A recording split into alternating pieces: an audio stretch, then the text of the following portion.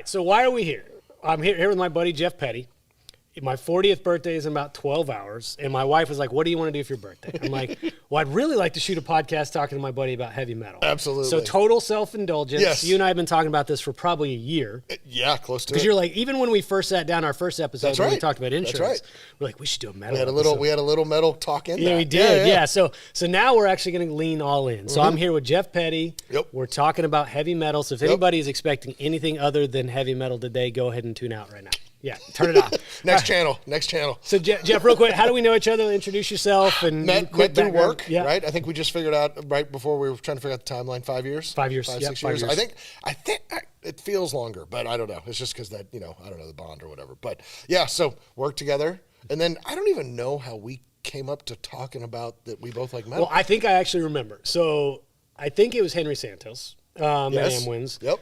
I forgot how we on the subject of a band or metal or something. And he's like, Jeff Petty likes metal. And I'm like, oh, the guy from Pace? He's like, yeah. And so I think when we were working on a case or something. And then it came up. And I was like, you like metal, right? And yeah. Like, yeah. And then that was how we broke the ice as friends, Well, and then it always becomes the thing like, okay, like as we've talked about, like there's a lot, metal's broad. Yes. Right? So like you can talk to some people and they think like Poison is metal. Yes. Yeah. Right? Or they think like a really like hard Bon Jovi song is metal.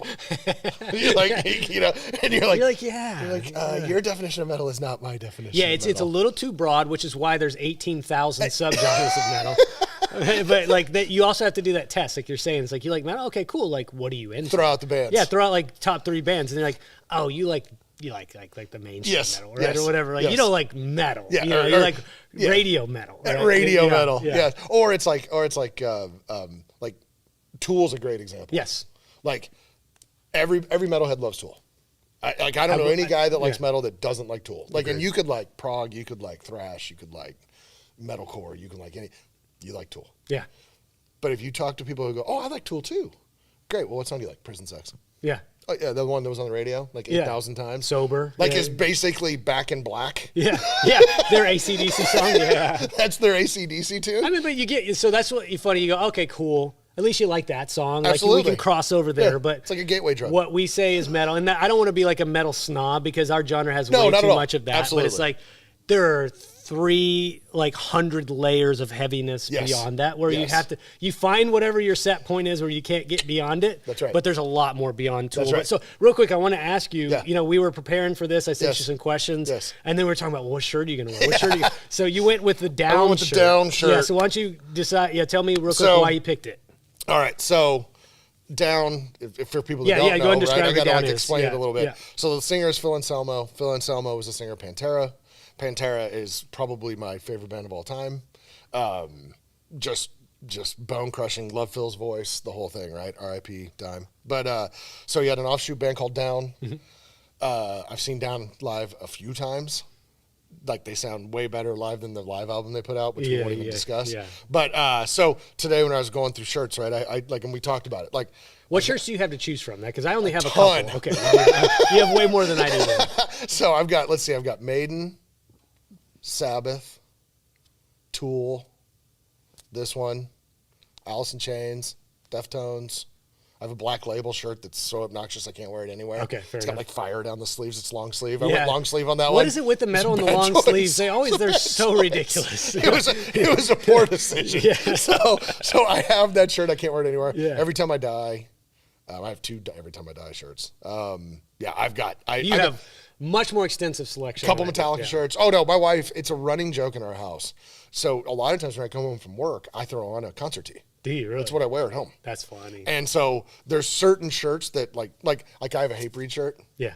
But like if you don't know who Hatebreed is, you just think I might have mental problems. Well, everything's got fire on in flames, right? Fire. And here's the thing, right? Like, and we've talked about this. We both work in insurance. Yeah. Like the most conservative, totally boring, like in theory. In theory, yeah. In theory. Now it's not boring, but I mean just to the outside world. Yeah. So it's really funny like whenever you tell people like, yeah, I'm super into metal, because they're like, well, that just doesn't match Does not compute with right? with what I'm doing. But so I have to be very judicious even at home with that of like okay, I gotta my family knows I like weird music, but I can't always just wear the like weird shirts. So like this is like a nice it's actually pretty basic. As far as metal shirts go, it's pretty benign. It is. Yeah, when It is. I was looking for metal shirts recently. You know, I bought that Knocked Loose shirt not too long ago. Yep. And I own two metal shirts. I might have a Tool concert tee somewhere. But I have this one that I chose, which I was going to say, now, why did you choose that one? Yeah, so I was going to tell you. So Rivers of Nihil, they put out an album in 2020, The Where Owls Know My Name. Yep. And prog death, like death metal, but progressive. Yeah, like I know. You super did. I remember even sent it to you, and like, Jeff, I don't know if you can get into this, man, but you need to try it. Yeah. But whatever, that album captivated me. It was during a period of time where I was like mowing my own lawn every Saturday. And that's the beginning of the pandemic, too. Beginning of the pandemic. Yeah. So every Saturday, that album would play in my ears when I was mowing my lawn, and it just captivated me. I've seen them a couple times, but I either had this shirt or Knock Loose, and I've been wearing out the Knock Loose at the gym. So I'm like, let's bring out the Rivers of Nihil. But my 2-year-old son, this might smell a little bit. Yeah, it might actually smell. But I brought it out, and my son Sebastian, who's 2, he kept looking at it. He's like pointing at it. He's like, oh, and he's like, he doesn't know what to. This is a wild looking shirt. It is a wild looking shirt. For those of you that Super are just cool, listening only, it's a anthropomorphic guy that looks like a tree, and though you can't even read the name of the band, so my 2-year-old son's like, But every once in a while, I'll put on some music, and he bobs his head. Digs it. Yeah, he's like, it gets him. So I'm hoping that he's my metal kid. Yeah, and I have 3 kids, and none of them like metal. None of them at all. No. Okay. Like my oldest son, who's almost 24, he'll listen to classic rock. Like he'll throw on a good like Skinner album, like true classic rock. Like true classic rock. Like whenever he lived at home, he's obviously out of the house now, praise the Lord. But whenever he would live at home, like he would listen to like Hendrix. Okay. Which was super cool for me. Yeah. Like because I was like, okay, Hendrix, like I mean that's Hendrix. But like whenever I try to introduce, like whenever they were little, like I would like throw on like Metallica and stuff like that, and they dug it. And then like once they became fully functioning humans, then they either went down like the hip hop trail, or they went down like the like Foo Fighters kind of like rock, but not stadium rock. Maybe is the best way that's to very good. Right? Which and I love the Foo Fighters, love them, seen them several times, they're fantastic. But like trying to get him to be like, dude, why don't you like try like Life of Agony? Like, they're like, Dad, what kind of name is that?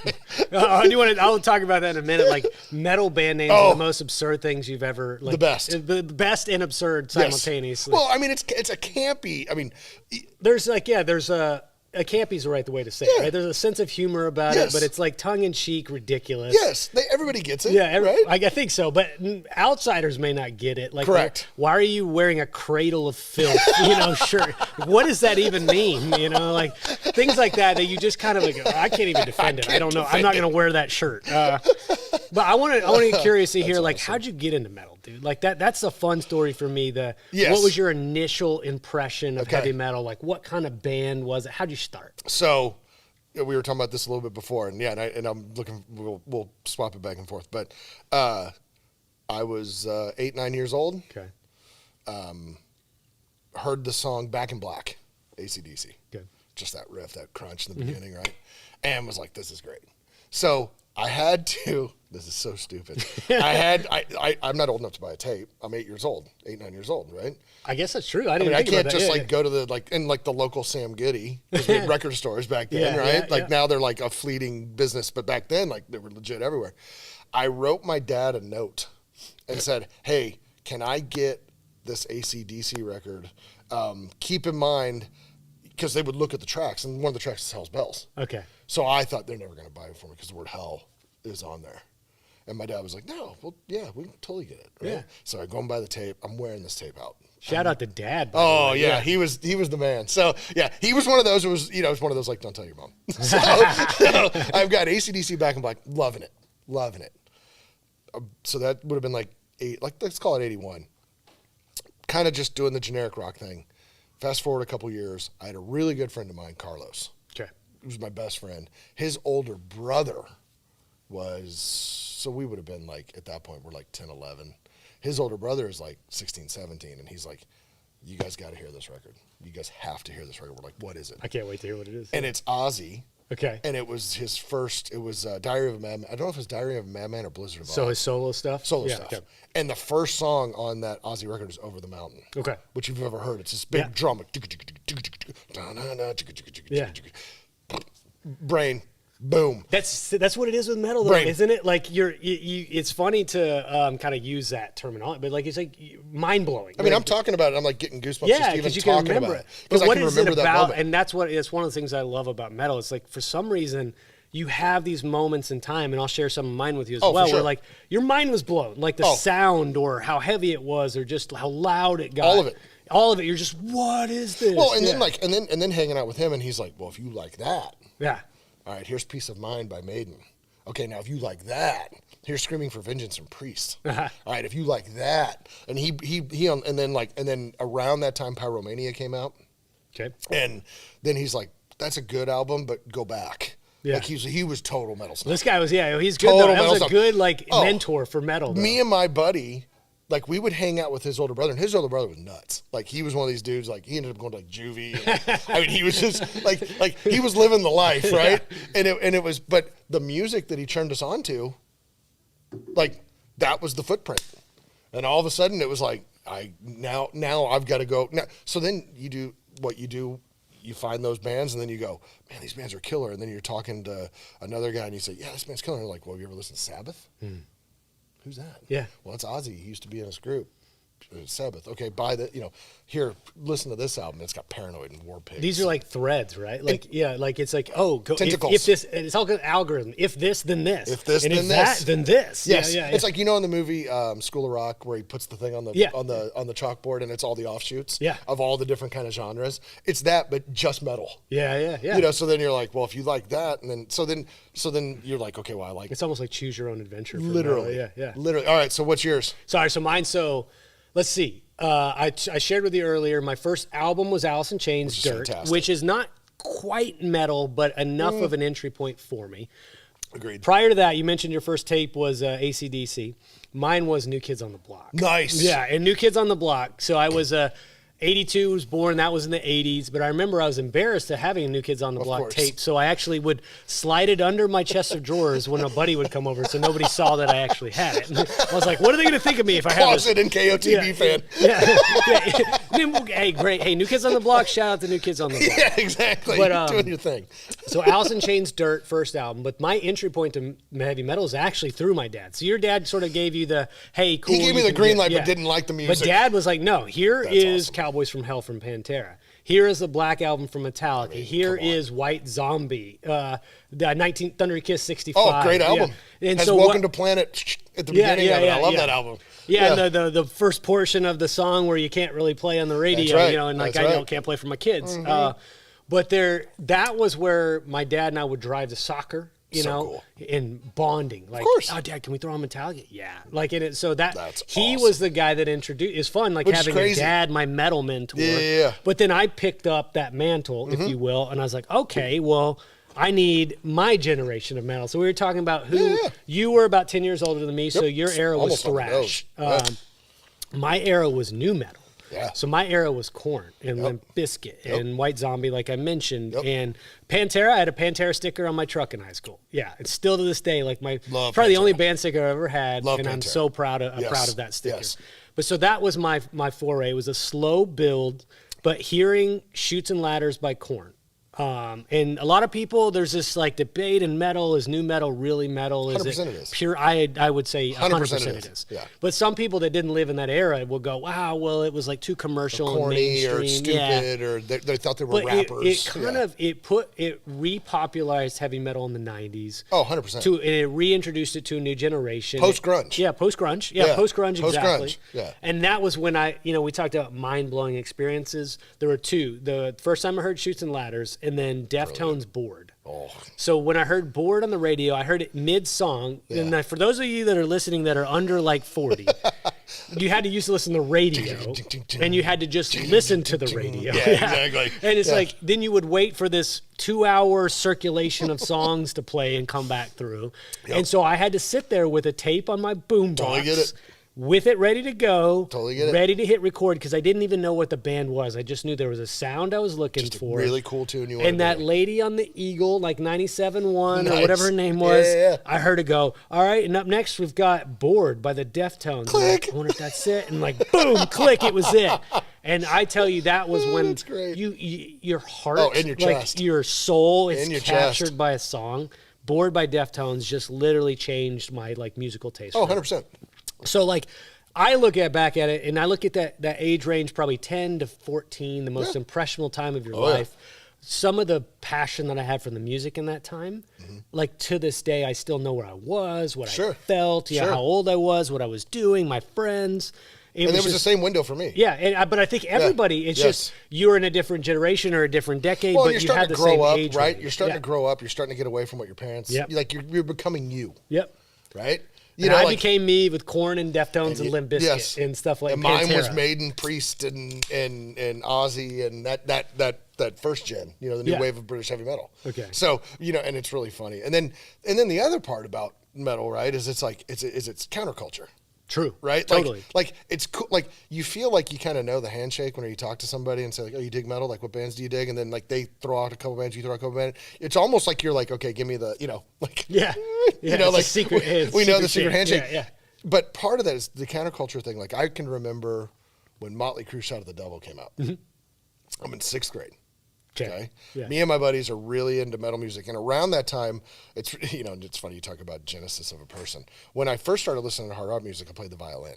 Really? I didn't know played that. through elementary school and was actually a decent violin player. Okay. But I was like, violin's cool, but you know what's cooler? A guitar. So I started playing guitar. And so my love of metal then became a different thing because then I wanted to learn how to play it. So I could sit in my room and like play Black and Black. Yeah. Back in Black and Black. Back in Black. Yeah. So Motley Crue, Shout at the Devil comes out. If you've listened to that album, the song Shout at the Devil, it's like great, and it's got the little hi-hat thing with Tommy Lee. All I want is that tape, but I know there is no way I'm gonna be able to buy it because the album's called Shout at the Devil, and I was raised in a really conservative home, really strong Christian family. And I'm not saying I wasn't, but I liked this music. Yeah. But it felt very like I was like, ooh, I'm listening to this. It felt a little like devious, right? Yeah. So I get the Shout at the Devil tape for my birthday from a friend. Okay. My mom is like, you cannot have that in this house. I'm like, okay, fair enough. So back then, you talk about recording things off the radio. That was around the time I had a double tape player. I already know where you're going with this. So I had buddies give me all their tapes, and I would record them onto the blank Maxells, and I would just put initials. Like smart. JP, Judas Priest, IAM, Iron Maiden, MC, Motley Crue. Brilliant. And they were 45 minutes aside, right? So you could put 2 records or 2 albums or 2 CDs or whatever, tapes at the time. So that was my way around it. But I felt so cool that I was listening to all this music. I'm like, nobody knew. Like, I was like, I'm getting away with it. I'm, all my 12, 13-year-old machismo, right? I'm like, oh, I'm totally listening. And I'd have on headphones. My mom would be like, oh, what are you listening to? I'm like, nothing. Nothing, yeah. New Kids on the Block. No.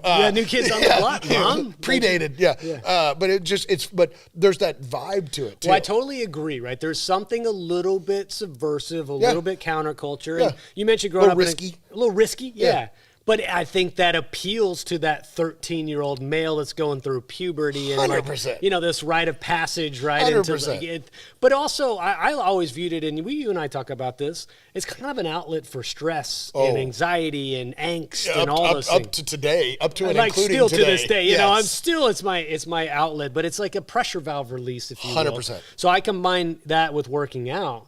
And it's like this exertion, but it's like this whatever internally and subconsciously is going on. You're worried about the day or work or whatever. Yep. Boom, just blow it all off. Goes and then away. it keeps you from like having worse, I would say, vices or outlets for 100%. that sort of stuff. Well, and it keeps you from it's the old joke, right? Like you go to work and you come home and they say, you kicked the dog and the dog didn't do anything. You're just mad because you had a bad day. If I come home and work out and throw on Knocked Loose and work out for 30 minutes, once I come out of there, I'm good. Yeah. I'm leveled out. That's literally the whole point. It's like, I don't, there's the kind of appeal towards like darkness, and there's, like you mentioned, Shout at the Devil. There's always some Well, there's motifs. always, yes. And it's some of it is just literally doing it because it's like trying to be cool. But I never looked at metal like that. I never really cared about the lyrics Me too neither. much. I never cared about any of those evil motifs. It's like, no, it's just music and sound, and I like it. How do I feel? How do I feel? Yeah. And for me, it has always been that thing where they're, you know, like Jung talks about the shadow, right? This has always been that thing that lets the shadow sort of have its play and exercise, but then keeps me healthy and on track. Absolutely. And a good person. Right. Yeah. And that's really what it comes down to. I mean, there's a great, I think you turned me on to him. There's a guy on Instagram that does the metal thing. He's the guy with the beard. Yeah, yeah. And he always does where he's in the car and he's listening to Yeah. like this crazy music and he gets out and he's normal. Yeah, yeah, yeah. And that, I mean, that's totally me. I mean, I'm driving up here today. I'm listening to Down. I had on the Down shirt. I was like, all right. So I got it cranked to 11 in the car and I'm singing along and the whole thing, right? And then I get to a parking lot and I get out of the car and then I'm, hey, ma'am. Hey, sir. how you doing? Hey, how you doing? Good to see you. So today I was driving in, listening to Kubla Khan and Boundaries with this window down in the Mustang, and then I roll up, turn it off, That's right. hop out, and I'm That's like, right. okay, let's go. But do a but it's podcast. really funny. Like I mean, I know, and we're doing a podcast on it because we both love it. Like I love like being at like walking through the airport. And you got your AirPods in, Yeah. and you're listening to Kubla Khan, or you're listening to Knock Loose, or you're listening to Every Time I Die, or you're listening to Pantera, and you're like, everybody here just thinks I'm this normal dude. You're just smiling, Chilling. like, Hi, how are you? Yeah, I need a burrito from Chipotle. Okay, get it. I mean, well, it's like the music in my head is like. Well, you know. it's so funny though. Like if those people actually heard that music, they would be so terrified. You know what I 100%. mean? Like 100%. Like I think about that sometimes. Like if they knew what I was listening to right now, they'd go, "That guy is a killer. He's a serial killer." Well, it's the Office joke, right? Whenever Dwight's doing the one thing and they go, and he can't relate to women, and they go, does anybody have any questions? And the lady goes, yeah, I have a question. How many people have you killed? Have you killed anyone today? And are you going to kill me? Yeah. And that's how it, like, because some of this music, I mean, and I'm with you, like all the imagery, like whether, like Slayer is the perfect example. Yeah. Yep. I love Slayer. Thrash, one of Yeah. the big four, right? I went and saw Slayer back in, this would have been like 91. Okay. It was after Seasons in the Abyss came out. Yeah. Which is like, as far as I'm concerned, it's a top 10. Is that the one Raining Blood's on it? No, Oh, this is like a couple after Okay, that. okay. This is the one that has War Ensemble. Okay. Which is bone crushing. Like I just love. I go to see Slayer. Me and my buddy go see Slayer. We're at some club in Dallas. I was going to Baylor at the time. We drove up. We catch 2 tickets, scalps, because that's what we used to do. We used to just drive to Dallas. We knew the show would be there, and we'd catch scalps. We'd go out in front and, all right, you got 2 tickets. Dude, you're not getting rid of those because the show's starting in 5 minutes. Can I get it for $5 above the cost, right? Yeah. So it's $25-$30 to get tickets. We go to the show, and Testament's opening up for Slayer. Oh yeah. So I'm in. Yeah. I love Testament. I love Slayer. It's the first time I've seen either one of them. Testament comes out. They put on a great show, right? Like it's just on, like the whole thing. Slayer comes out. They have a barricade in front of the stage. Mm-hmm. People break the barricade. I mean, like one song in.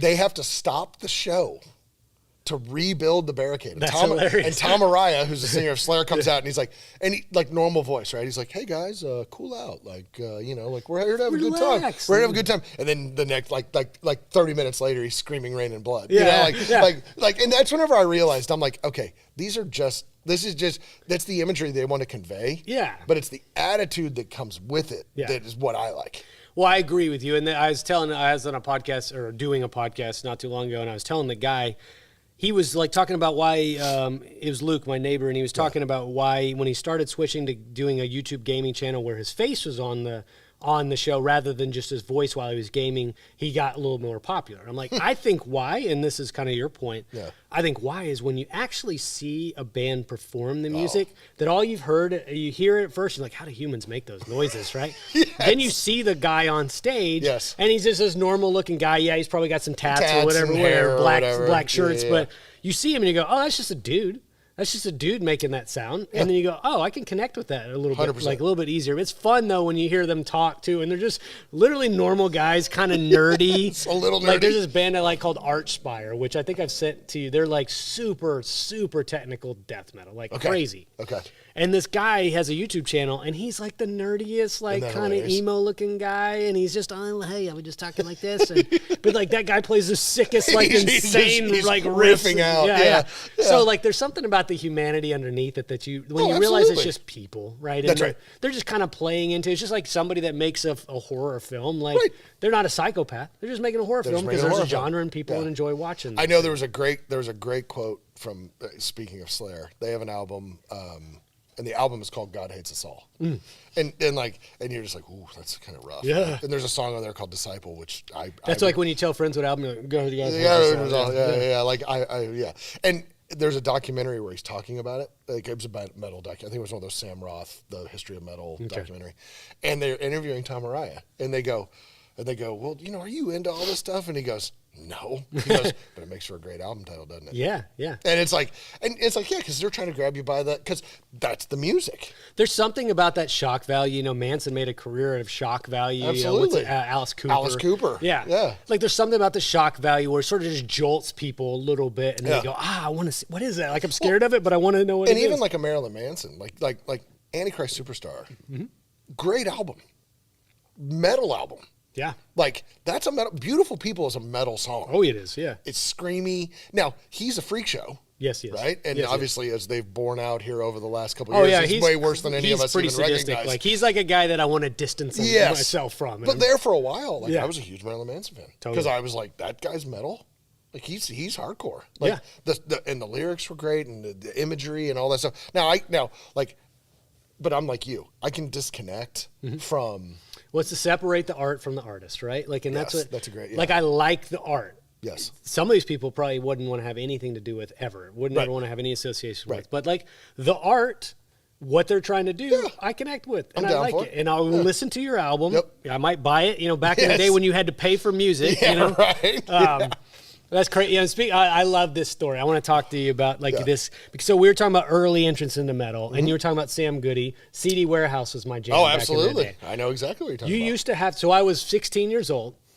I used to go on Saturday mornings, drive myself from Mansfield to Arlington, Texas, about a 20-minute drive down Cooper Street. Nice. And I would go to CD Warehouse because that was the closest CD Warehouse. So anybody that's younger than us. New Release Tuesday. New Release Tuesday. But I would go on Saturdays, and CD Warehouse was like you could buy new and used CDs.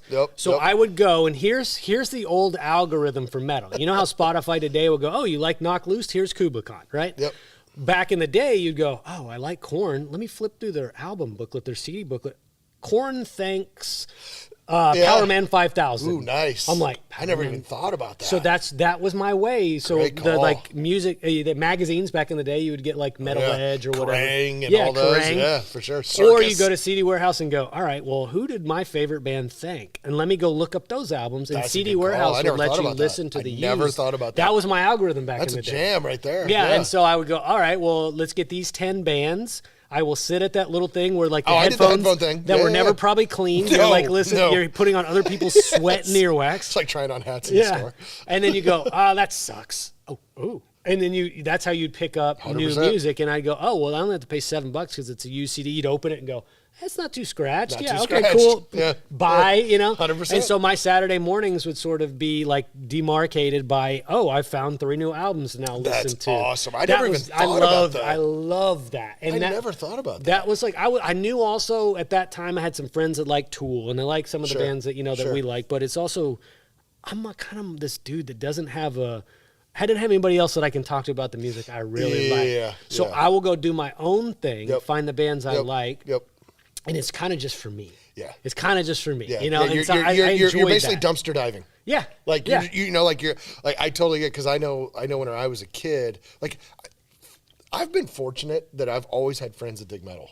Okay. For whatever reason. And I guess it's just like-minded things. Like, I was telling you the story earlier about Carlos and his older brother Jaime, who was like, yeah, man, he dig these bands. And then my friends kind of started getting into it. Then I get to college. The guys I hung out with, one of the guys was a diehard Metallica guy. Okay. Like, I liked Metallica. Well, let me put it this way. I thought I liked Metallica until I met this guy. Oh, okay. And then he would be like, well, have you gotten the European import from the da-da-da-da? Yeah, with the extra track or dumpster diving dude, right? Yeah. So that was my, like, just having, like you had to kind of go hardcore by going to the booklets and things. Like, I had friends that, like, when I got to Baylor in 1990. Okay. Well, Cowboys from Hell came out that year. Yeah. I didn't know who Pantera was, right? I'm hanging out with a buddy, like in my dorm, the guy across the hall and the guy one door down from him were all metal guys. Okay. All like the two guys in each of those rooms. And the one guy across the hall says, hey, a friend of mine, he's from DeSoto. He goes, friend of mine goes to Baylor. He's a junior. We can go to his apartment. And it, like at that point, it was like, oh, I'm 18. Like we can go to this guy's apartment. We can drink. Yeah. Like, sweet. Yeah. He'll make margaritas. And we get over there, and he had a buddy who was like, we're listening to like Metallica. Yeah. And this guy walks in and goes, I just bought the best CD. Like these guys, this album just came out. Well, I'm throwing it on right. It's Cowboys from Hell. Yeah. Throws it on.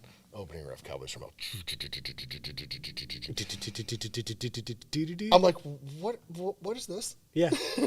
Hold on. Excuse me? Like, what am I listening to? So I go to my local Sam Goody or CD warehouse, buy the Pantera Cowboys from Hell. Yeah. Completely changed the game for me. Isn't it? You could, yeah, there's always these milestone albums. Pivot Point, you're saying that earlier. Yes. Pivot Point is great. So for me, the Pivot Point album, and I was telling you this earlier, and I don't know if we'll keep that I don't know what we're going to actually keep beforehand. Yeah. But Sepultura Roots, and I used to call it Sepultura because I didn't even know what too. it was like. Sepultura?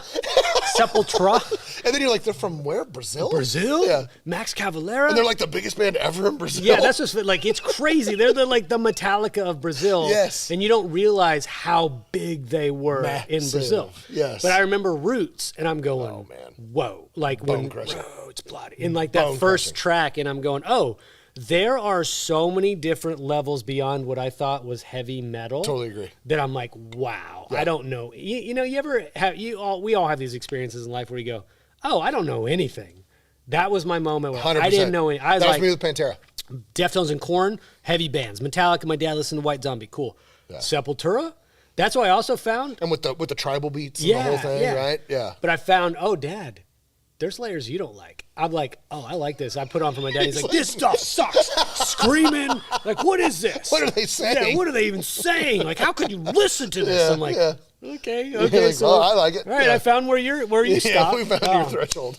But it's funny, you know, and I want to talk, like, I had some kind of preconceived questions. I want to ask you some of these things, but like, what was your kind of transition to where you knew you were a lifer? Because it sounds like you were introduced in college, and then was there ever like, oh, like, this is my thing forever? Well, you know, it's funny.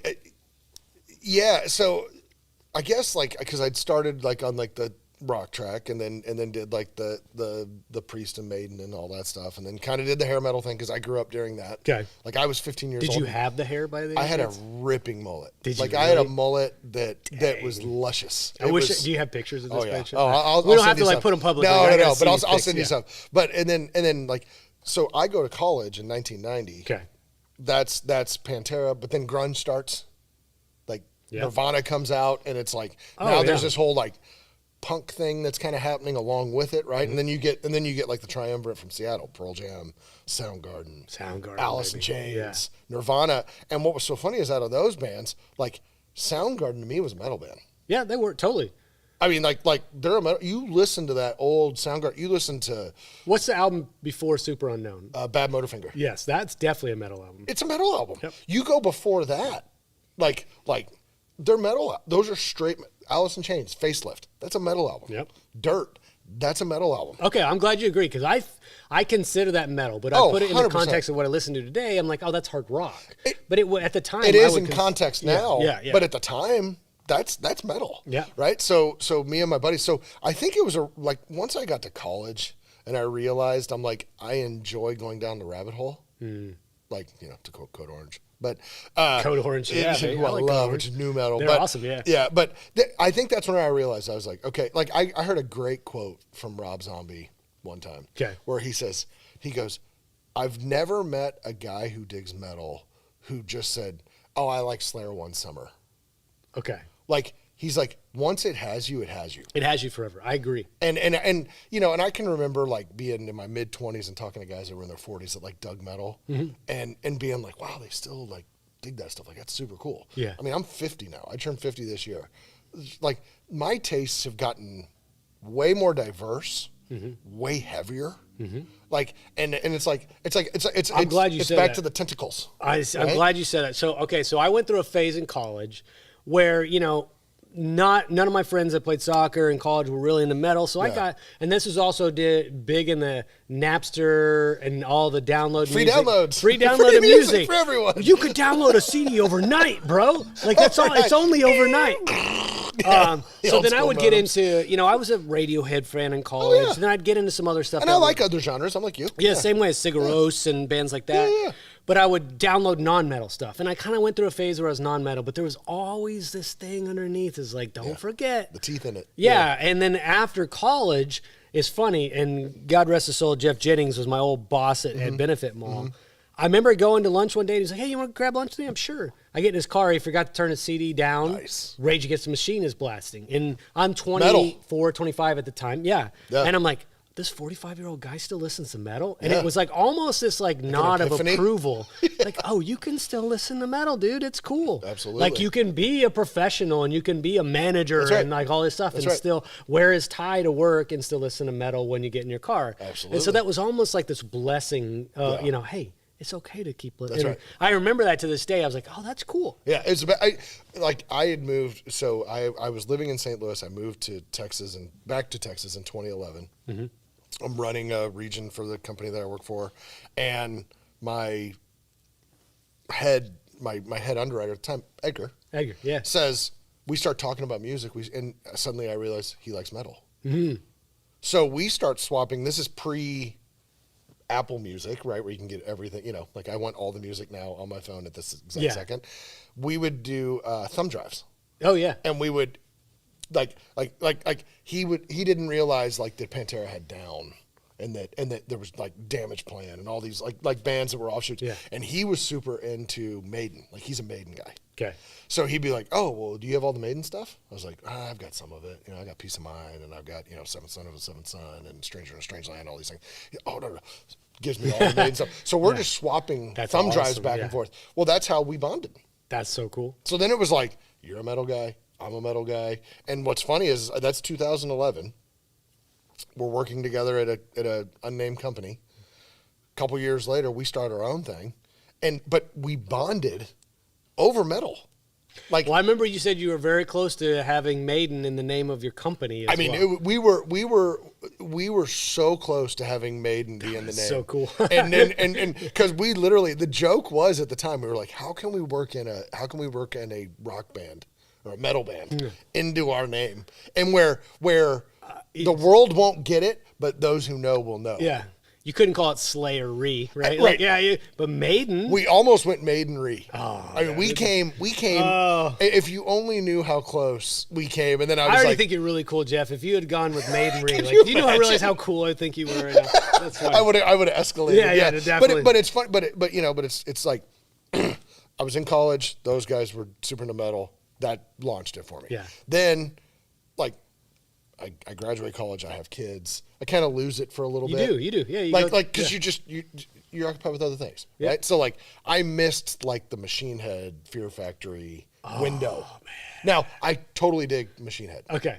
Fear Factory. I think you sent me something. God, I love Fear Factory. I was like, not my cup of tea. Dang. Okay. But it's like I missed a little window, so it was kind of fun after losing track of it for a couple years to then track back. Yeah. Like Machine Head was an epiphany. Like you hear Davidian, and you're just like, who on Let Freedom Ring with a shotgun blast. And saw him live and saw him do Davidian and went, okay, yeah, that's. Yeah, Machine Head is one of those bands that I feel like didn't get underappreciated, quite the recognition they should have. Well, gotten. I think they came. It's funny you talk about timing, right? You have glam, hair metal. Yeah. Grunge kills it. Grunge really did kill metal for a while. Yeah, kills it, right? So then it's grunge, but then it's grunge, but it's kind of metal-y. Yeah. Then you get the new metal. And then everybody's like, new metal's corny. Yeah. This is stupid. Fred Durst is a whatever he is, blah, blah, blah, blah.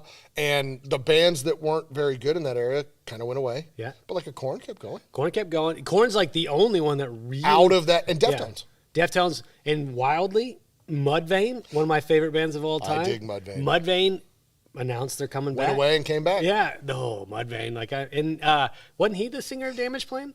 Yes. Yeah. Okay. Yeah. What I forgot. Or Hell Yeah. Hell yeah. Hell yeah. Yeah. Hell yeah, like that's the band. In case Yes, anybody's yeah, like, nothing, right. we're saying hell yeah. Yeah. But Mudvayne was one of those where the LD50, that first album Dude, for them, that album is so crushes. technical, so proggy. Oh, yeah. But it's Yeah, just that's in heavy. your lane, Yeah, big it's time. so in my Yeah. lane, man. Yeah, because it's funny. So you talk about Apple Music. Yeah. Okay, I knew who Mudvayne was. I'd heard the song "Dig," Yeah. right? Which is awesome. Yeah. You know, the whole thing. I'm getting, you get the little playlists on Apple Music, Spotify, whatever. Mm-hmm. They'll kind of generate like if you like this, then you'll like this. I'm listening, and they throw on Mudvayne, the song off of LD 50 or 5.0, whatever it is. Death Blooms? No, that's one. Okay. The other one is that No Forever or Now Forever. Oh, yes. Yeah. I literally just heard that song for the first time 2 years ago. Yeah. It's a 20-year-old song. Yeah. As far as I was concerned, I was like, I had no idea these guys were this good. Well, so the Mudvayne was unfortunately lumped in with the new metal, and That's they right. did the makeup. Remember, they won a Grammy. They won a Grammy, and the guy comes up with Looking like a full makeup, hobgoblin. a bullet hole painted on his forehead with blood dripping down, and everybody's like, "What is going is on? wrong with this What is wrong with psychopath?" this?" But like that album actually was legitimately incredibly It's the truth. technical. Yeah, Yeah. it was really good. Yeah. But they got lumped in with Yes. new metal, and I think unfortunately that followed them for the rest of their career. It did. Yeah. It did, and that's why I think they went away, right? And They even did. and even Limp Bizkit, like it's funny, like I totally dig the Limp Bizkit. I do too, It's man. fun. Super, like Those first what is couple that, albums. what a guilty pleasure, like Guilty definitely pleasure. guilty Yeah, I think pleasure. you said that to me in a text Yeah. one time. You're like, yeah, because you put out like the dad vibe song Yeah, or whatever. yeah. But like they put out an album, I guess it was around 2011. It's Gold Cobra. Oh yeah, yeah. I love that album. I love that I don't album. think I got into Me that. and 9 other people dig Yeah, that no- album. no But it's like kidding. that's what I enjoy about this genre. It's like that again. It's a metal record. Mm-hmm. There's a handful of songs that are more rappy or whatever. Yeah. But like, and for me personally, like I love metal, but the other thing that I like concurrently coming up was rap. So when new metal came along, I was like, two great tastes that taste great together. Yeah, Right. yeah. But then it got corny and it became basically glam metal. Is what it ended became, up becoming. yeah, it became like this meta, like Well, it meta becomes metal. bastardized. Yeah, it does. Yeah, It's like grunge starts out with Nirvana and then like ends with Creed. yeah. And And Nickelback and like, you're like, what happened here? You yeah. know. So it's but then like you go into certain genres like that like what I like is that there's bands that are just straight timeless. yes, Like Maiden's a great example. Like I just saw them 2 years ago. Bruce Dickinson sounds fantastic. Mm-hmm. The songs sound fantastic. Like Pantera, I know they're getting ready to reunite with their kind of new situation, but like those you can throw on a Pantera album, you can throw on an Alice in Chains album, and it's 30 years old, and it sounds like they made it yesterday. Well, see, that's what I love about Tool, and I know everybody like this Great in example. our world, like Tool is the pinnacle, right? But like you can listen to Opiate. And it so stands good. up today. That's a 25-plus-year-old album. It Yeah, stands I up. think it's Yeah, 30. 30. 30, yeah. Yeah, 30. Stands up. I mean, it not even just stands up, like timeless sound, production quality. Like there's not, you don't, if you listen to glam metal, you go, oh, that's the 80s. You I mean, hear it jumps it's off the page. 80s. Even new metal. Yeah, new has metal that too. same- It has a sound. You listen to a Tool album, you're like, could that be now? Or could that have been 30 years ago? That's right. It still sounds timeless right. because it didn't ever latch on to a trend No. or any like like what would you call it? Not a trend. No, but I think that's right. Trend's the right word. yeah. But it just To they what the just group was doing. purely made great Yeah, music. yeah. So let me ask you: is there a genre or is there a bridge too far for you? Like, what can you not listen to that falls into the metal umbrella? So I can dip my toe in death metal. Okay. So what would be a band that you are okay with in the death metal like subgenre? Oh gosh, I mean, it'd be like the example for me would be like a Napalm Death. Okay. Like, Yeah. and they're kind of older. Yeah. But like I could listen to like one or two of their songs. Yeah. But it wears The me Cookie out. Monster It wears vocals. me out. Yeah, it does. wears me It out. does, yeah. It wears me out. Now, if a band goes like a great example, and there's a whole genre of this, right? Like the new wave, but it's the new wave of American metal, which was like Killswitch Engage, Shadows Fall, bands like that, where they would do the deathy thing, Yeah. but then sing. Yes. I'm all in on that. Okay. But when it's 38 minutes of Yeah. Cookie Monster, I can't. So a great example is there's a band Decapitated, which you Oh, talk yeah, I know about exactly who they are. stupid, like Decapitated. Yeah. Like you can't even like say that out loud to a normal person. Oh, listen to this band Decapitated. They're like my favorite band. Look at the shirt. Yeah, look at this cool shirt where somebody's decapitated. Yeah. But they have that absolute Cookie Monster vocals. But there's a song, and my buddy, so I have a buddy like you had a mentor. There's this guy named Travis Edlin. Shout out to him. He's a banker, like a commercial banker. Nice. He's a buddy of a buddy. But we discovered, you like banker, Tool? metalhead. Yeah. And he's like, oh, you need to listen to this, and you listen to this. And he's like, do you listen to this? And he sent me this decapitated song, and Great I forgot song. what it's called. But it is. The riffs are the best riffs I've ever Bone heard. crushing. But the vocals are so cheesy. Now, what genre for you is like the no-go? So I know you're not a thrash guy, but No, I I'm think not a that's, thrash. I think that's more of an age thing. Yeah, but than it is. I'll listen to Testament, although like Demonic Refusal and like those that was a weird kind of pivot for Testament, but that was the album I liked. The one you Testament. liked, yeah, okay. yeah. But so not a huge thrash fan. Black metal. And nothing that those Okay. that are known black metal, if you're not a metal fan, it's not nothing to do with race. Yeah. Black metal is like screeching vocals, Yes. usually from like Scandinavia. Well, like the Swedish death metal thing. Swedish right? death metal, That's black metal. Or what was Swedish that black band metal. that like the lead singer was actually a serial killer and they made? Oh, yeah. Was it Not Malevolence? No, but have you ever seen that movie? The documentary or / movie. Yeah. Insane. It's insane. The guy literally was killing people. They took it way too serious. They did take it way too serious. Yeah. But that subgenre, which is characterized by screeching vocals, like very noise, ambient focus, Yeah. it's not for you? so discordant that I can't get into. Yeah, you can't even like gather the sounds to make it. Like, And I think that's the genre that if you're a metal person and you're trying to look for the thing that everybody else disassociates themselves from, but like, I'm a pure metalhead. Yeah. Black metal is it. Because agreed. most people, even metalheads, are going like, it's a bridge too far, and that's a good way of putting it. A bridge too far. It is a bridge, and that's the only bridge too far. I didn't actually like death metal until my buddy Travis, buddy of a buddy, was like getting me into, like he said, Decapitated. That's when I picked up Rivers of Nihil. But I could find a band. Like for me, like death metal's not my thing. Yeah. But I can find like you'll send me a link and be like, hey dude, check out this song. Mm-hmm. And I'll be like, okay, that song's awesome. That song is awesome. Like, yeah. Well, and even like and I know you're not a big thrash guy, but I guarantee you I could go home today, pluck out 10 thrash songs. I need and be you to like, actually do that after and this, be like, yeah. all right, dude, check these out. And you'd be like, oh man, that's great. Yeah.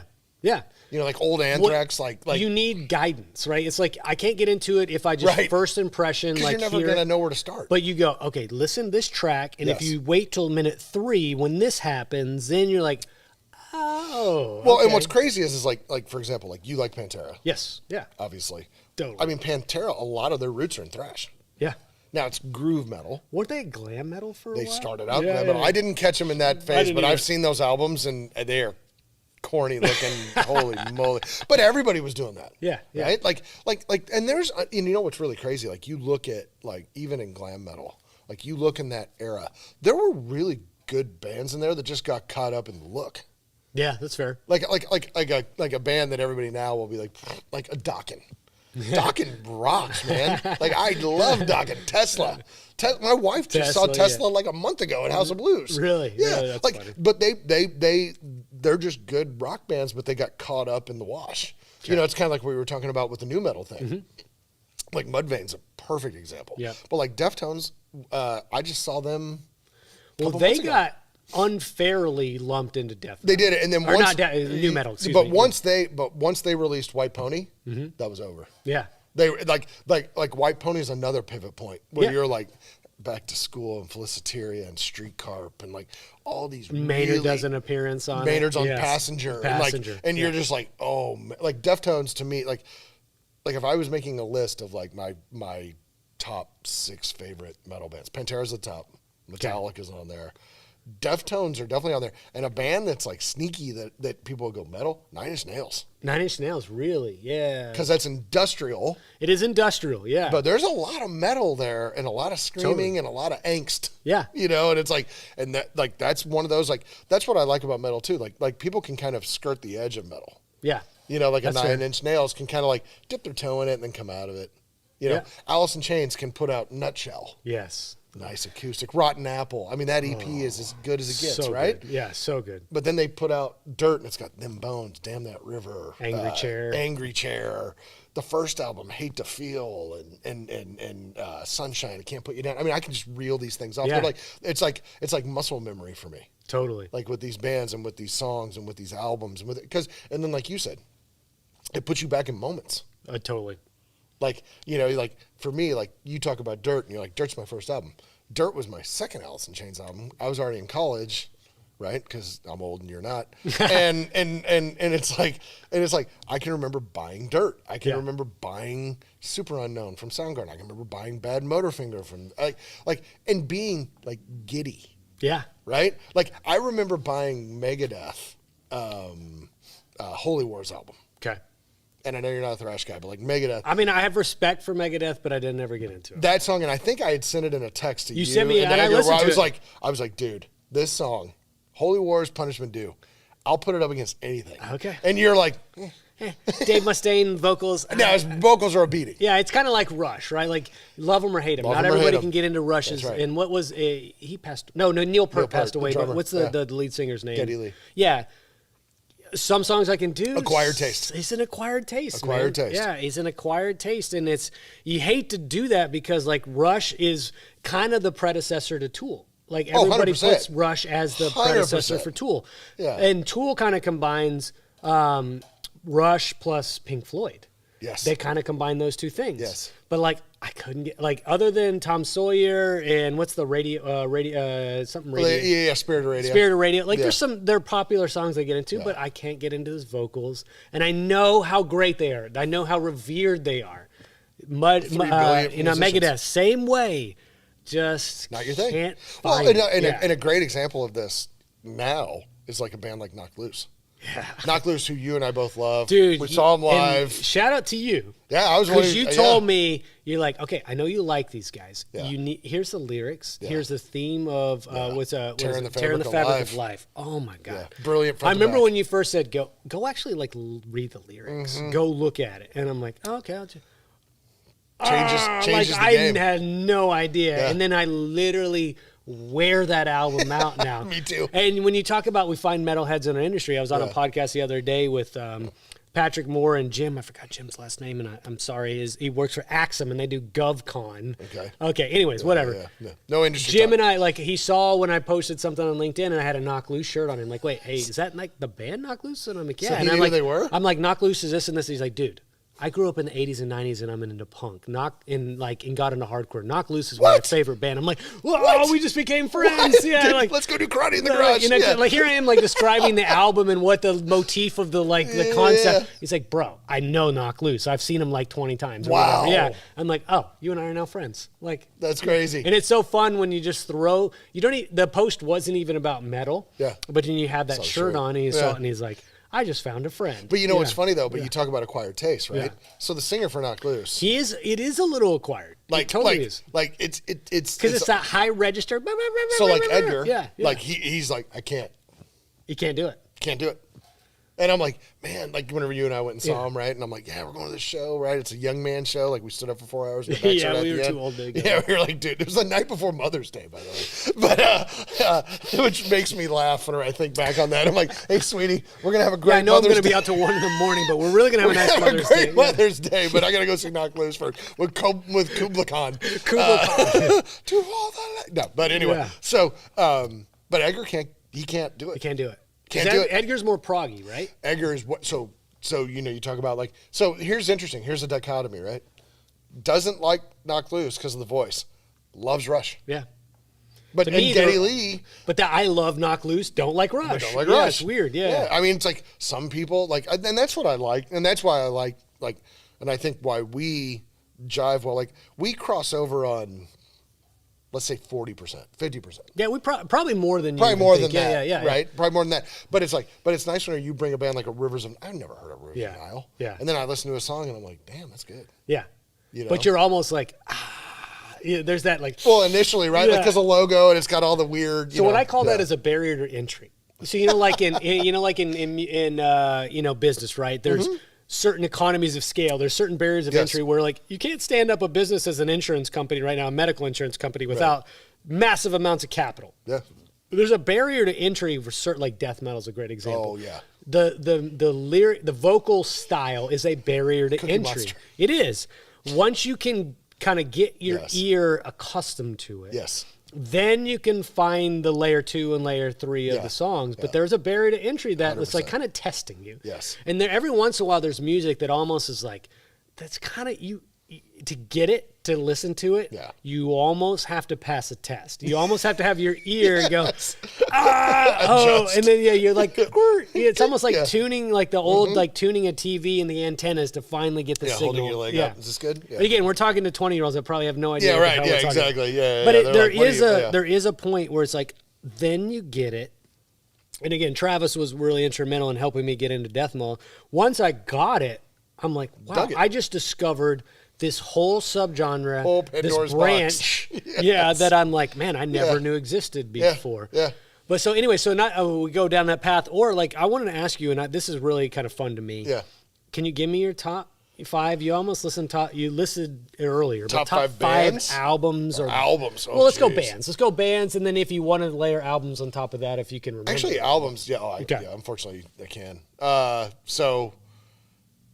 No, we should probably do bands because that's unfair. Because like I love every Pantera album. Okay. Like they in my same opinion, with Tool. Like top 10 albums might have 3 Tool. Right. Albums. Yeah. So Pantera was 100% top 5. Metallica. Okay. 100% top 5. And like Metallica, it's funny now. Like you think about Metallica, like how mainstream they've become. Yeah. But like when Ride the Lightning, Kill 'Em All, Ride the Lightning, Master of Puppets, and Justice for All. Yeah. Those are 4 perfect albums. Yeah. Front to back, nobody's going to trounce on those. Same with Pantera. Cowboys from Hell, Vulgar Display of Power, which is still the single best album name ever. Vulgar Display of Power. That's the punch. The punch. Yeah. Far Beyond Driven. Far Beyond Driven. Which is but like they were one of those bands. I think they were almost like okay, we're heavy, we're going to go heavier. And keep it like take the mainstream with them, and bring it with. Make them come to the heavier side because they're like so. Suicide Note Part 1 and 2. That's the screamy Part 2. That's oh thrash. my gosh, that is so insane. But that's it's thrash. So heavy. Like you say, you don't like thrash. Maybe I do. I think you like thrash more than you realize. Maybe I do. I mean, that's off Great Southern Trendkill. Yes. Which I mean, the cover of that album, Snakehead, awesome. Yeah. But so Metallica, Pantera. Oh gosh, now you're putting me to the test. Hey, I sent you the questions I know yesterday. you did. Yeah. You did. And I've noodled on this. I literally To be couldn't fair, fall I'm only asleep buying last night. time because I don't know if I know the answer. Isn't that the hardest thing in the world? Is like, let's say there's 500 It's like albums choosing you your like. favorite kid. There's 100 albums you love. Now narrow it down to 5 that you say are top 5. Now, It's almost impossible. You know what? I'll throw Every Time I Die on there. Okay, I know you're a big fan. I'm of a Every Time. huge, and they broke up, which just like shreds me. Did they permanently break they're up? Done. Okay, they're done. Damn. They're done. And they were one. You know, and it's funny. You talk about how you find bands, and now in this current era, where you find bands like via Twitter. That's how I found Knock Loose. Really? The singer of Every Time I Die tweeted, "You want to hear a great album? Knock Loose, Different Shade of Blue." Okay. I went out and immediately downloaded it. Not Different Shade of Blue. Belleville, the first album. Yes. Laugh Tracks, I think is what it's called. Oh, I know. I can picture with it in like my the mind. cartoon thing, right? Yeah. So Every Time I Die would be on my list. So Pantera, Metallica, Every Time I Die. See, and then I kind of go like Priest would be on there for me, and then I go OG with Sabbath. OG was Sabbath. Okay. Yeah. So what are we doing? Top bands or Top 5 bands. Top 5 bands. Okay. Yeah. Tool. Okay. Did you mention Tool? I didn't. Okay. I didn't. They'd be like 5A.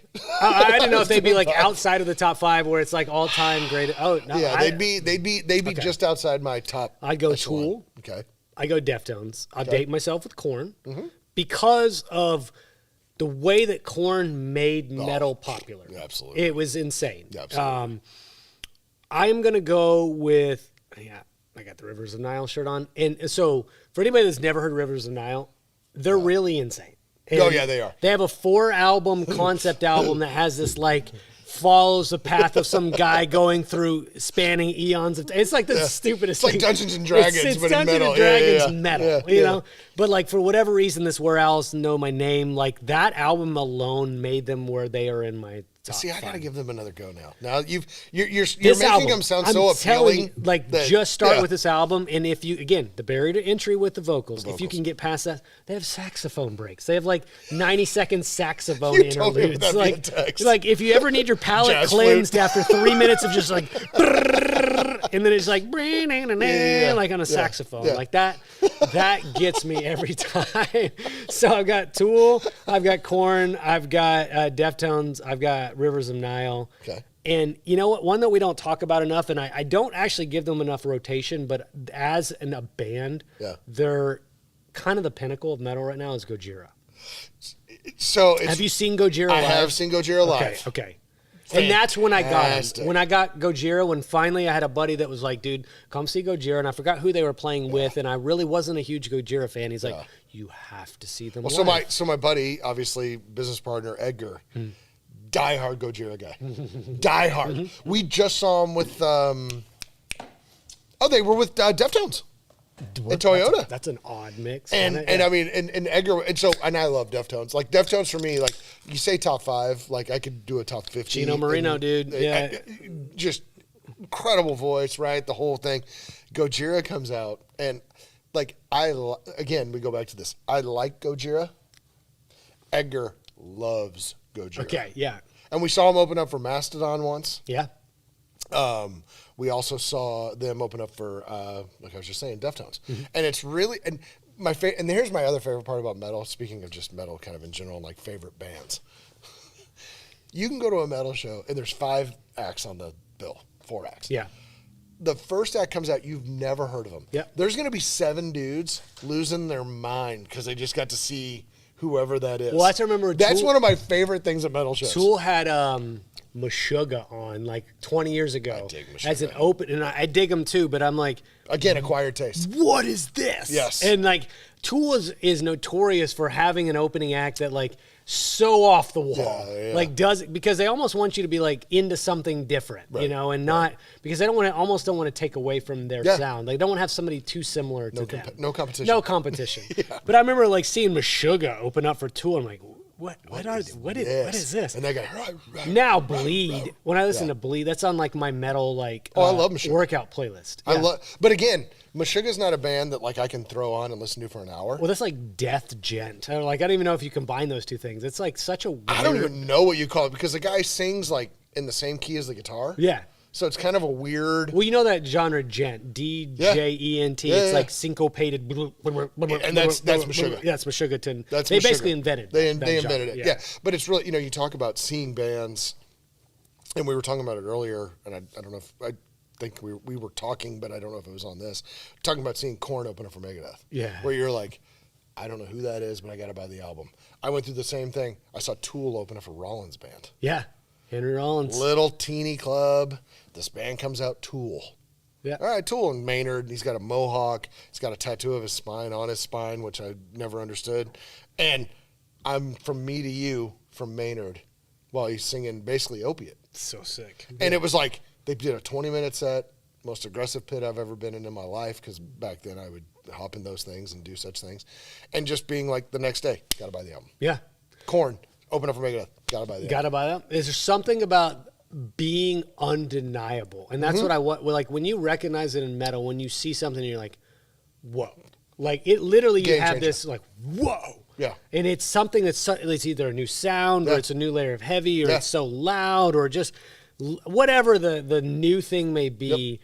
Metal has this continual evolution where it's constantly pushing the boundaries. Like I've noticed like metalcore, you mentioned like way earlier. Metalcore is this new thing that I kind of missed. And then I came back to it and I'm like, whoa, like Thy Art is Murder and Carnifex and like they're almost like band that's over and, Dillinger. Yeah, Dillinger. Dillinger. Oh. That's why I like Boundaries. That's why I like Knocked Loose. Yep. That band Johnny Booth I sent you the other day. Johnny Booth. And I wrote you back and go, dude, I listen to these guys. Yeah. But that's what I love is like the rabbit hole is infinite. You can dig to China, theoretically for metal and you never stop. So question for you. Yeah.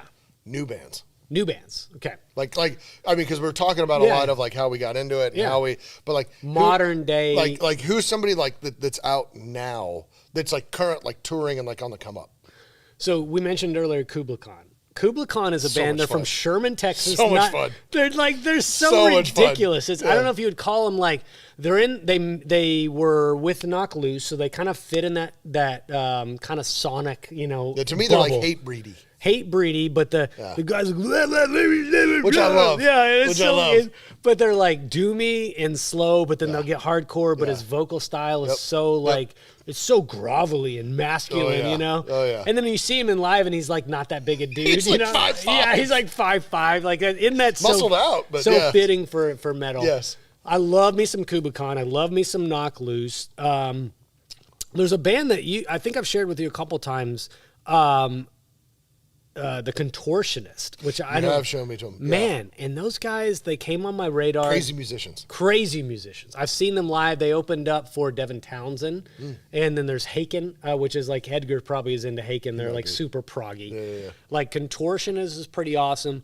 But I'm that guy that like the release radar on Spotify, I'm like picking up a new song or two like every single. So it's not like you're constantly looking for the next new thing, but you're constantly kind of like trying to find...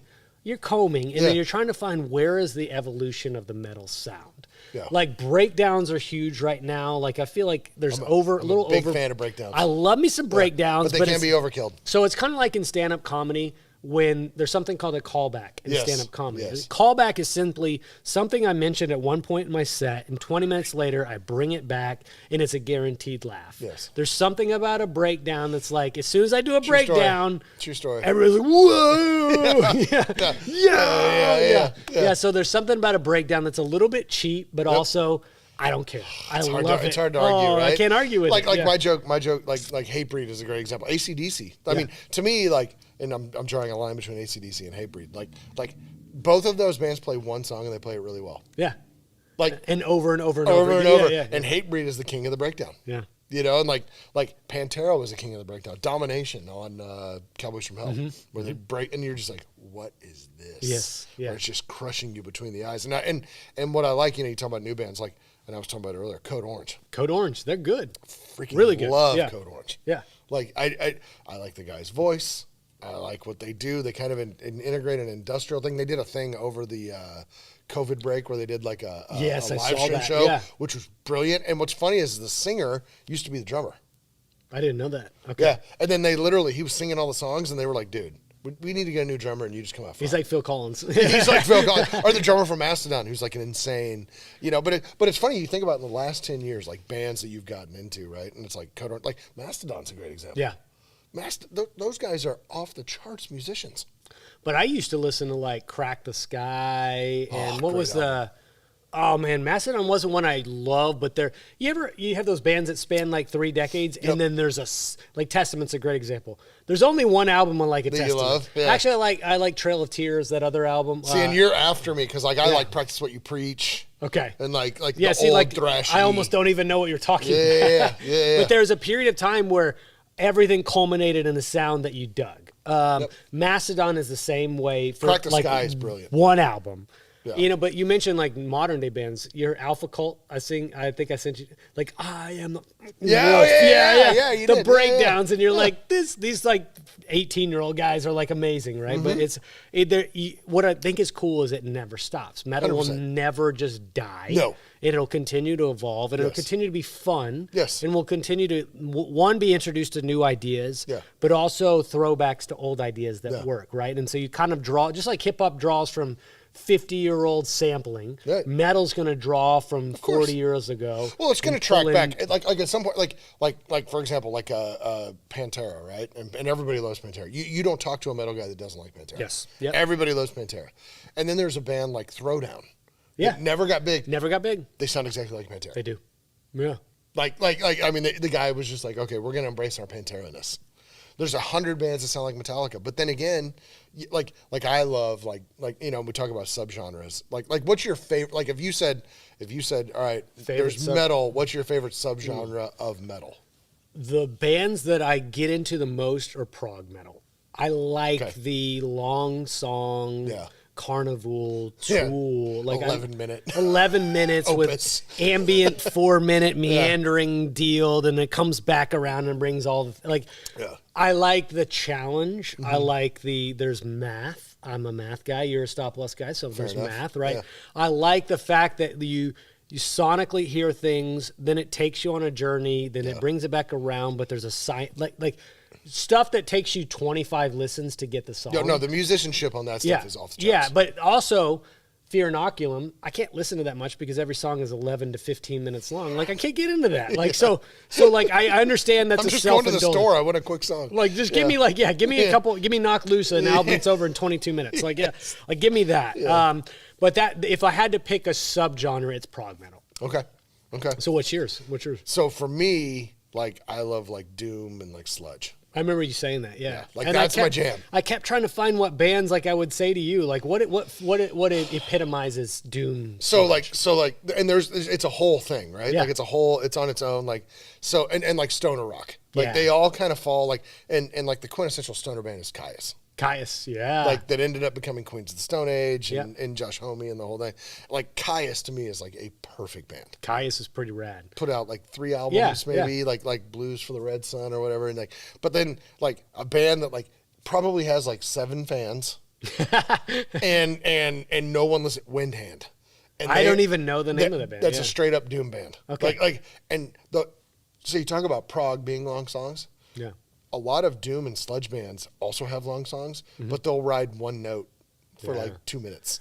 And whereas, it's so whereas a slow. prog band will be like, Yeah, you know, stoner like, rock is so slow, and it's like you have to be high, you know. yeah. Basically, And what's so funny is it's like, and it's funny because like I'm not that guy, Yeah, right? yeah. But like, it's great to listen. Like I'll be working, and I can like Windhand put out a live album, and I'm going to Edgar. I'm like, hey man, like this Windhand album, it's so great, and he's just like, yeah, I don't really. Yeah. It's not.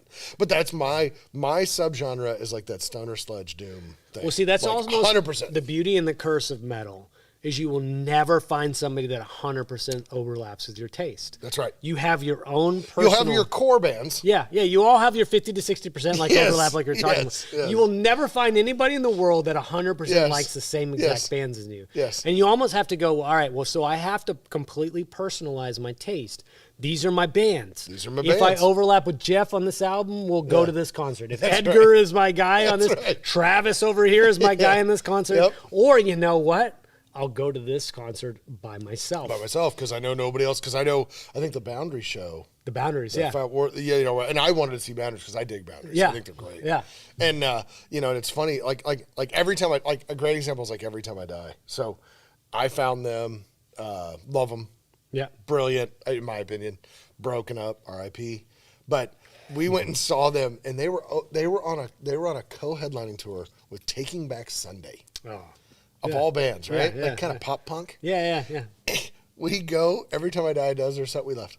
Yeah. Like we're like we don't need to stay. Well, for the didn't headliner. when we saw Knock Loose and Kubla Khan, did we stay for the headline? I don't even remember what the headliner No, was. headliner was Knock Loose, Oh, it was Knock Loose. Okay, but they had a bunch of like bands that we were like, oh, we're gonna go get t-shirts. yeah, let's go. Let's 'Cause go they were get almost a like beer. emo. Yeah, and that's the funny thing is there's always like an overlap to a degree, but there's always a disconnect as well. But when you put together a bill, it's like there's gonna be people that go to the show to see the opening act. Yes. And they're like, yeah, like you And said, that's what I love. Like talking about the people. 7 guys. Yeah, this is 7 people. Yeah. But so has there ever been, and I know, damn it, we got like 10 minutes left, which Oh, we're sucks. good. Yeah. Well, we got to get out of this Yeah, studio, we'll which keep- sucks. oh, shit. Yeah, we do really have to get out of the Yeah. studio.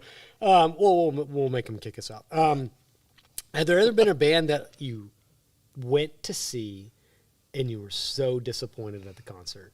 Man. We talked about the Down album that they recorded live that like is album was comically atrocious. terrible. Like, why did they ever decide to release this?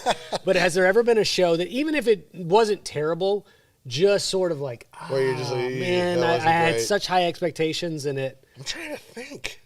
Because I all I can think of is the Down live album. Well, so before you answer, I'll give you time to think. But Yeah. like, Rivers of Nihil, they released an album about a year ago called The Work. Okay. I had such high expectations from where I was. Now, know my album name. releases are a Album, yeah, different story. that is more common. Where it's Yes. like Yes. they did this, and Yes. now because they did this, I put them here. they're here, and I presume the next thing will be up here. But Yes. in reality, the next thing was, Yeah. and that's I respect that from an artist perspective. Is like we accomplished something where we captured lightning in a bottle. Yeah. And all of our fans loved Yep, it. yep. And now we have the pressure to go repeat that. Yeah. And you cannot recapture lightning in a bottle. So I will say, I just thought of a band that when I saw. So I love Black Label Society. Okay.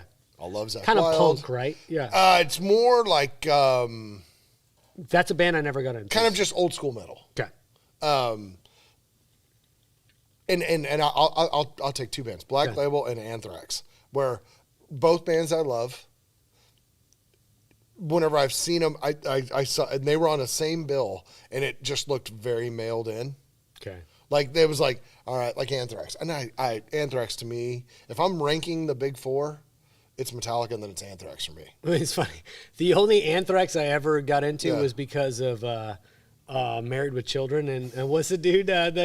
Scotty Ian Scotty Ian, and he what's breaks the guitar and does the whole thing, and and it's they're like, playing the song, like Anthrax, like Yeah, what, like, like yeah. yeah. But That's like, the only and that's my impression. only problem, like with those bands, because they've been around a minute. Yeah. Their show just seemed very mailed in. Yeah, that's fair. And now I've seen them after that, and they were great. Mm-hmm. But like I'd seen them on the same bill. It was this is a bill, Anthrax, Black Label, and Down. Okay. And what's crazy Who is headlined that show? Black Label. Okay. And Down was the band before him, and it's like Down should have been the headliner. Yeah, I would agree with And now, that. granted, I'm partial, but it's like whenever you see them, just like you check their set list where you go see them, and it's like, okay, they're playing the same set list every night. And then you go see them, and you're like, okay, they're playing that same set list, and like the guy's probably saying the same things, and that's how those shows felt. Yeah. Like it was like, okay, they're just checking boxes. Well, so that's what happened with. You remember when Slayer did like a 2-year final I saw that farewell tour? I saw that tour. I went to Oklahoma City to see it. It was like Oh, that's right. You did. Lamb of God, Testament, and Slayer. I saw the same But show. this was the farewell tour that they Yes. continued forever because they're like, well, let's come back around 'Cause we're again making because we money. need some money.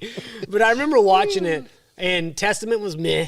Yeah. Slayer was, they were fine. Yeah. Lamb of God, Randy Blythe's his vocals, like you wasn't feel good? like it was outside, so that was partially the problem. Because I've never seen a It bad was Lamb of also God during show. the day. So during the day really doesn't Different vibe well. Different vibe. And then Randy Blythe's vocals were just a little Well, bit. again, because he's a screamer. He's a screamer, and Yeah. you know their new album. I'm really excited about it coming out. We're gonna go see him here in a couple weeks. Yeah, we're seeing Lamb of God. Kill Switch. Fit for an autopsy. By the way, on that. fit for autopsy. Like if I want to talk about a modern day metal Speaking of band, bands my that you God, love. fit for an autopsy, dude. Like love I them. don't know if you've gotten as into that album. I'm as I working have. on it. Them and Upon a Burning Body right now. I can't get enough. Yes. Like Upon a Burning Body right now. I'm all in. All in. So I'm going to say something blasphemous right now, Jeff. Go. Fit for an autopsy. Their catalog, if you go backwards, better than Lamb of God's. And I'm going to say that. I'm going to That say is a that. bold- It's a bold statement. bold You're statement. gonna challenge me on this, and you're gonna say no way in hell that's possible. I listen to them, and I'm like, dude, everything they do stands up. Okay. It stands up. See, And so I'll leave this podcast today. I will literally get in go my to car. the Spotify Fit for an Autopsy radio. Okay. Just listen to it. They covered Walk With Me in Hell by Lamb of God. Lamb of God's is better. I'll say that. But when you took it in totality great. of their songs, I think Wow. Fit for, I know this is, maybe I'm going to look back Wow. 5 years from now, I'm going to go, I listen to myself say this. And That I'm is like, a bold that is statement. ridiculous what you just said, It's a Spencer. bold statement. Because what is the album where it's the Lamb of God album where Ashes of the Wake. Great album. So good. Yeah. The latest Fit for Autopsy album, I'm telling you it's better. Wow. I'm telling you it's better, Jeff. Wow. I know. I can't. Why am I continuing to say this? Wow. I should stop right That now. is. I genuinely believe this. Yeah. And But but it's like, and that's the beauty of what we're talking about, Yeah. right? Like you find a band, like Every Time I Die is that band for me. Like Mm-hmm. they kind of reignited. Then I went down a hardcore hole. I went down Hardcore, the yeah. metalcore hole. I liked Every Time I Die, which led me to Dillinger, which then Greg Puciato, who's a singer of Dillinger, who puts out his own solo stuff, which is brilliant. He was the singer on the Jerry Cantrell tour that was doing the Lane Staley parts. that Guy's that got a was great voice. Awesome. Yeah. But then like Dillinger, if you listen to Dillinger, like there are people that listen to Dillinger and go, that's unlistenable. Dillinger to I love me it. is almost unlistenable. I love it. I agree. It's so chaotic. It's just so yeah. fast. I mean, Yeah. I'm like, I don't know how these guys, and they broke up, and it's like, well, yeah, they broke up because like they can't keep doing that, right? Yeah, because those guys are in their 50s probably, or 40s or 50s. 40s, and they're like, Yeah. yeah, we're gonna die. So, all right, so most off the wall band that you can get into, like the band that's like if anybody ever knew I you like listened these to guys? it, yeah, you're like, oh, they're gonna completely disassociate themselves with me. Wow. Boy, I have to think on that one because I probably have a few of them. There's a lot. Well, I would say honestly, Rivers of Nile is in that. I remember They definitely fall in a that buddy of bucket. mine was like, "Dude, tell me what you listen to. Like, Yeah. send me a song." And I You sent him a really want song, me to? and he and his wife listened to it. And they're like, "What is wrong with them?" It's actually the couple we're gonna hang out with tonight. Like, that's the band that if I ever wanted to go as far as humanly possible, I would. It would be screamy for me, like a band like there's a band called Dying Wish. The singer is a female. Female, yes. But they are awesome, and so you need to talk about sending. So I was meaning to send something to my buddy Edgar Carbonell, EC.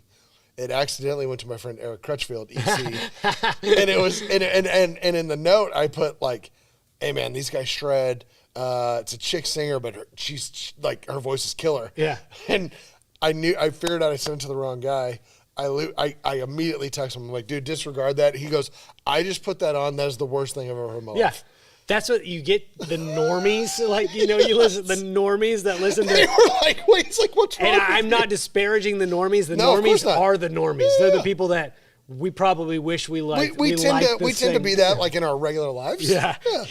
But they would, if that's what's funny. Like if they would listen to what we listen to, they go like, Spencer, like, is everything all right? Dude, are do you you need okay? to talk to someone? Can I get you in touch with somebody to speak to them? But you know what's funny? And we talked about it earlier. Like, yes, this music does that, right? Yeah. Like if people on the outside, I find it therapeutic. Totally. It's literally my medicine. Yeah. Like, and I think you and I are both. I mean, we're both just like. Well, I mean, you'll be 40 tomorrow, but like, I'm just a middle-aged white dude. Yeah. Right. Yeah. And it's like, I mean, you're not there yet. You're close though. 40 is middle age, right? Like, to be fair, Ish. what's the Ish. 73, 78? Yeah. What's the life expectancy in the United States? I think it's 78. I don't even want to know. I don't wanna know. I'm closer to it than you. I'm past it, bro. But it's one of those things where it's like, to me, it's medicine. Yeah. Sitting here talking, I could literally. We've talked for. I keep looking at the talked clock. for No, like no, a- please. I wish we We've didn't have talked to for an stop. hour and 40 minutes, or an Yeah. hour and 30 minutes. Yeah. We could probably do this till 5 p.m. Totally.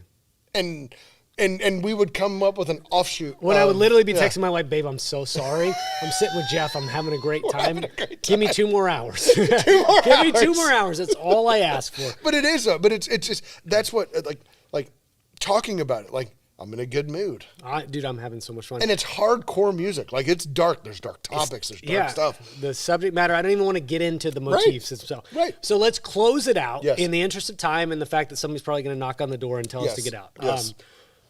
If you're speaking to a normal person Mm-hmm. and you're telling him like why they should like metal, like what would you say to that person? Passion. I love the passion of metal. Yeah. I love that these guys that are screaming, these guys that are doing whatever, like they're not faking it. True.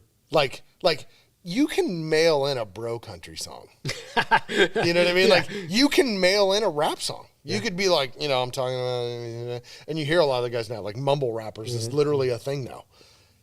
You don't hear a guy when it's 4 guys in a band with a guitar plugged in, a bass plugged in, a guy kicking the drum, and a singer who's got to be out there, and it's his voice. Passion. I would All day, agree. every day. Passion, the purity, because metal typically requires people to be virtuosos at each individual instrument because there's industrial metal is a different genre. Yeah. It has some computer elements to Yes. it, but for the purest metal band, Yes. where it's like a bass, a guitarist, a drummer, and a singer. 4 dudes and let it 4 rip. dudes are at the peak of the ability at each end of those individual instrumentation. There's no hiding. That's right. There's no faking That's a great it. way of putting it. And it Yeah. is literally, like you said, it's like they believe in it, they love it, and they live it. Yes. So that's what I'm like. And that's the other part of it. That's the other part we didn't talk about. This but shirt, yes. and usually I have a blazer and a button-up white T-shirt, and a white button-up like dress shirt. Yeah. I'm usually a lot more polished. Oh, than me and this. you both. But Yeah. so I will dabble in this, but there's Yes. guys that live that life. Yes. And so I love it. Yes. I'm not going to live that It ain't life. me. It ain't me either. It ain't me. I That's want a wife lifestyle and a choice. family and Yes, like a normal life. Yes, Yeah. I enjoy going back to my domesticated home and whatever, Well, right? shout out to Phil, shout out all to of 'em. Randy, shout out to Give it Getty to 'em. Lee, yeah, like to Maynard, everybody that wants to live that life. Yes. Thank you Yes. for living that life. Yes, But, like, because if you didn't, I wouldn't have the music I love. totally. Yeah. So all right, I would say this, Jeff.